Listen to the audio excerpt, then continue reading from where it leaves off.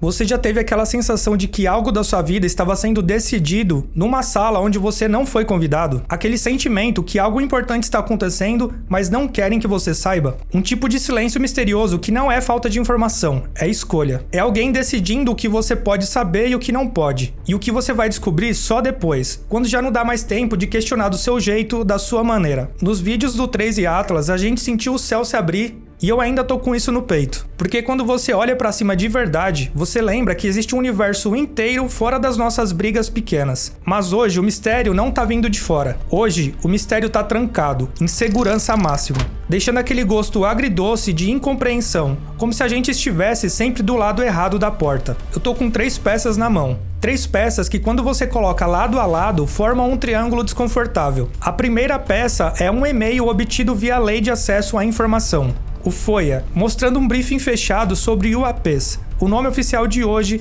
para os antigos OVNIs, lá no Pentágono. E tem uma condição ali que me deixou com esse gosto amargo na boca. Uma imprensa que foi escolhida literalmente a dedo, com vários embargos e com regras de sala fechada que para mim não faz sentido algum. Isso só faz sentido se o objetivo não for a transparência das informações, deixando claro que tudo foi pensado para terem o máximo controle. Até porque, quando você escolhe quem faz a pergunta, você já quis garantir qual tipo de resposta que irá chegar até todo mundo. A segunda peça é ainda mais pesada. Um documento do Departamento de Energia dos Estados Unidos. Uma lista de projetos de pesquisas com seres humanos que permanecem classificados e ocultos de todos nós. Uma lista liberada só agora que confirma esses projetos de pesquisas bizarros, depois de quase 7 anos de espera. 7 anos. E a terceira peça é o céu. É o James Webb apontando para uma nebulosa que parece um olho observando a gente. A nebulosa Hélice, o olho de Deus. E ela não é só bonita. Ela é um recado sobre o destino do nosso próprio Sol e sobre como os ingredientes da vida se espalham pelo espaço. Hoje eu vou te levar numa viagem comigo, porque eu quero te colocar no lugar exato onde eu me vi. No corredor, do lado de fora da porta. Tentando entender por que certos assuntos viram acessíveis somente para convidados escolhidos pelas autoridades. Fica comigo até o final, porque a última parte desse vídeo vai te surpreender. E eu te prometo, tem uma frase dentro daquele convite do Pentágono que explica muito além do que parece.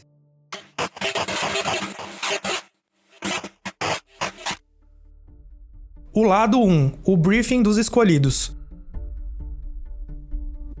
Tudo começa com um e-mail sobre fenômenos anômalos não identificados no Pentágono. E o meu sentimento ao ler esse e-mail foi a de que eles tratam isso como se fosse um assunto pequeno, corriqueiro. Mas como já sabemos, isso é só uma estratégia para controlar o que sai para o público. Eles tratam como algo pequeno, extremamente burocrático e com uma cara de, entre aspas, rotina, para não levantar poeira. Esse e-mail descreve um evento como uma mesa redonda com a imprensa, com convite e com vários embargos. E o foco era um relatório do All Domain Anomaly Resolution Office, o AARO, o escritório de resolução de anomalias em todos os domínios do governo dos Estados Unidos, ligado a OVNIs. Eles trataram ali especificamente do Historical Record Report Volume 1, um relatório histórico exigido pelo Congresso. Esse e-mail também revela o nome de um pequeno e seleto grupo de jornalistas selecionados a dedo, da The New York Times, CNN, Politico, Task Purpose e The Washington Post. Agora segura essa parte. Esse briefing aconteceu em 6 de março de 2024,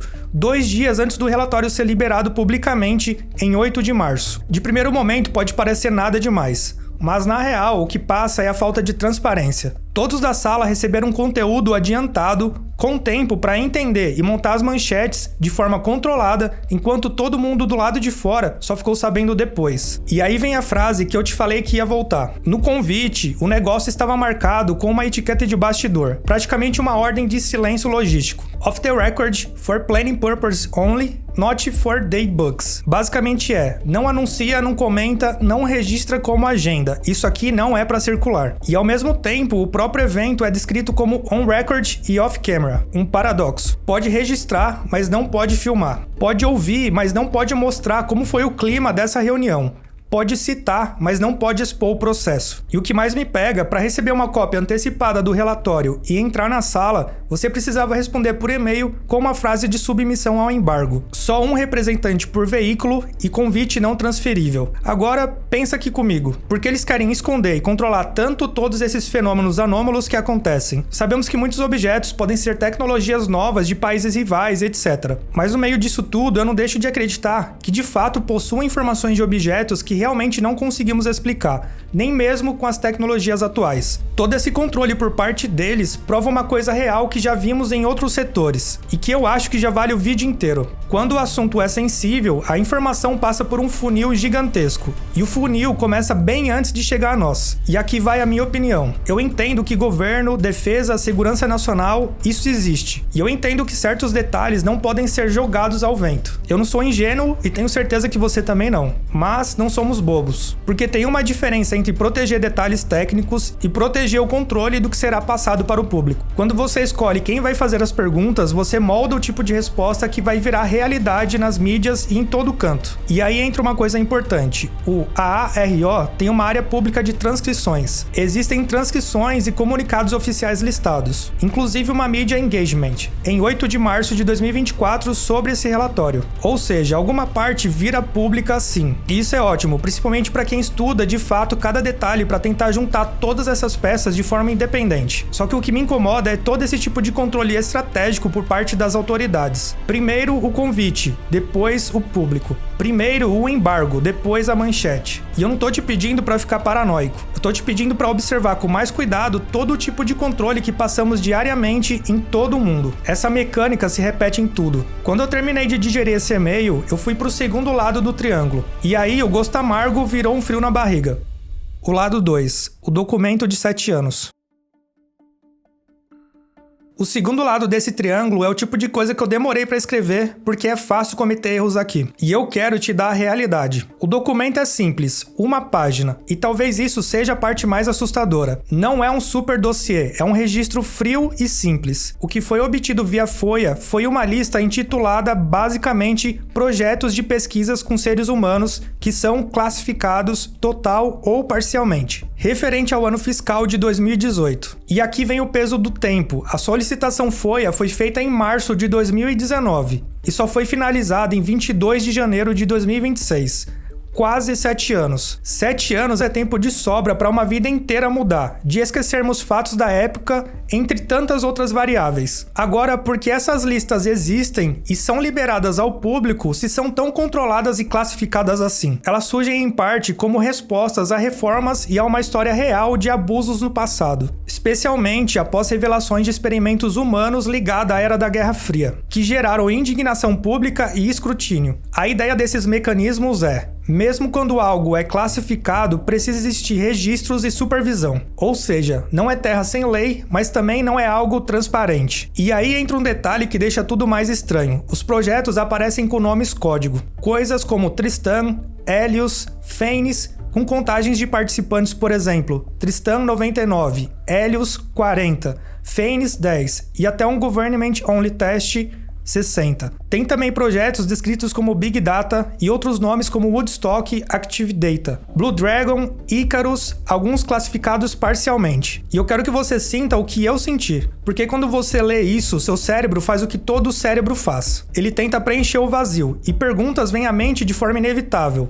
como será que é radiação, é psicologia, é tecnologia? A imaginação corre para lugares absurdos, da ficção ao medo. Mas o documento infelizmente não dá essa satisfação. Ele nos dá apenas a sombra da existência. Sabemos que tem gente envolvida, seres humanos e só. Na maior cara de pau, eles abrem uma lista de pesquisas, mas não são claros de forma alguma do que se trata por dentro. E eu acredito muito que só coisa boa não é. Tem muito mistério envolvido nisso. E aqui eu quero trazer um ponto bem importante. Existe um banco público do próprio DOE para pesquisas não classificadas com seres humanos com status e informações institucionais. Só que esses nomes código não aparecem lá. O que faz sentido se é coisa classificada, mas também reforça que, pro público, sobra quase nada além do título. E aí vem uma outra pergunta bizarra. Se foi aberto que experimentos são feitos, por que isso fica tão distante da gente? O que eles querem esconder de todo mundo? Será medo da opinião divergente de cada ser humano ou será que são experimentos imorais demais para virem a público? Porque o o efeito psicológico é claro. Quando uma instituição demora 7 anos para liberar uma página com apenas nomes,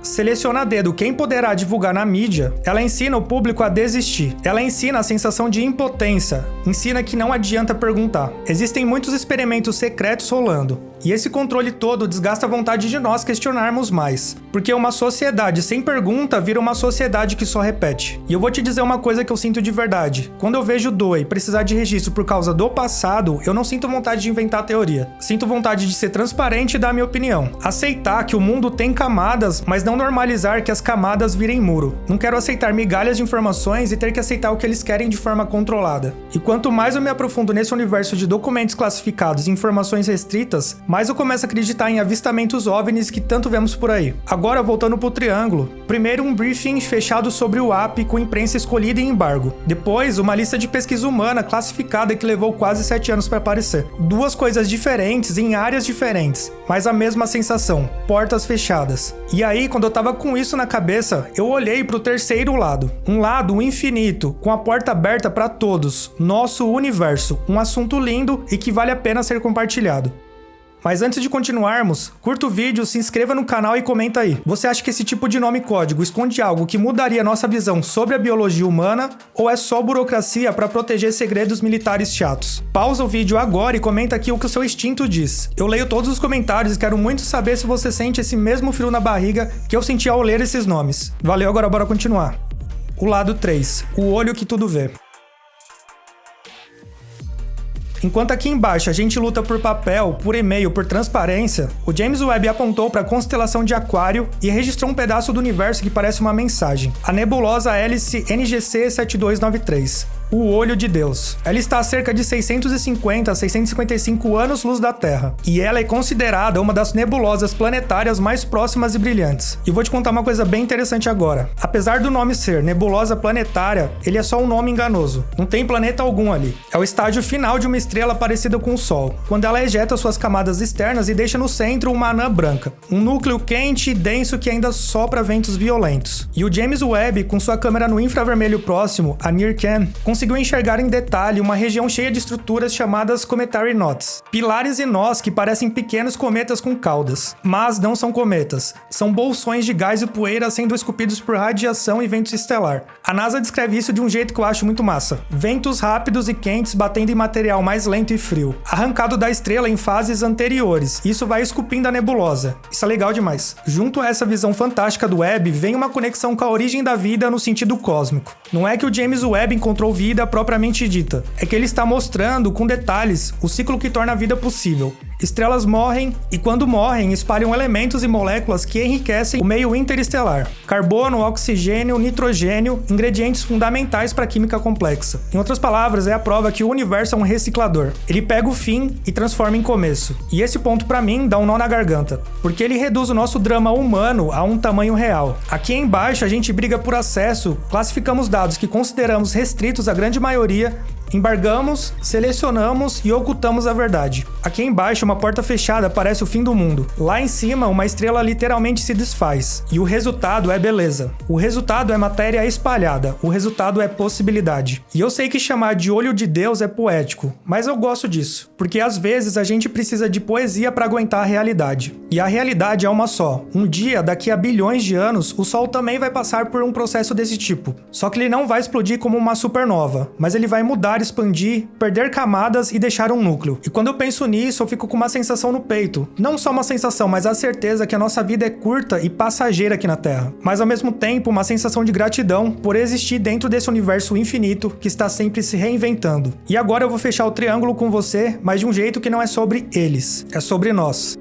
No fim, a pergunta não é o que o governo esconde. A pergunta é por que a gente aceita que a verdade chegue pra nós sempre por último. E eu não tô dizendo isso pra te deixar revoltado, eu tô dizendo isso pra te deixar acordado. Porque tem uma diferença enorme entre viver com medo e viver com curiosidade. O medo te paralisa, a curiosidade te move. E sinceramente, eu prefiro um público curioso do que um público apavorado. O e-mail do Pentágono com embargo, com regras, com sala fechada, nos provou que eles usam métodos de controle sobre as informações. A lista do DOE não te dá o que acontece acontece de verdade nos experimentos, mas prova que existe uma categoria de pesquisa com seres humanos que permanece classificada, e que a transparência pode levar anos até para uma página com informações rasas. E o James Webb, ele não prova nada sobre governo nenhum, ele prova uma coisa muito maior: o universo continua independente de qualquer porta. Então eu quero te pedir um comentário hoje. Se esse vídeo te fez pensar, comenta aqui embaixo, abra a porta. Porque, pra mim, abrir a porta é isso, é não desistir da pergunta, é manter a dignidade de querer entender. E se você gosta desse tipo de jornada, se inscreve no canal e curta o vídeo. Eu sou o Alan e esse foi mais um Mistério Galáctico. Não se esqueça que o céu continua falando na linguagem mais antiga do universo, o mistério. Nos vemos no próximo vídeo, valeu!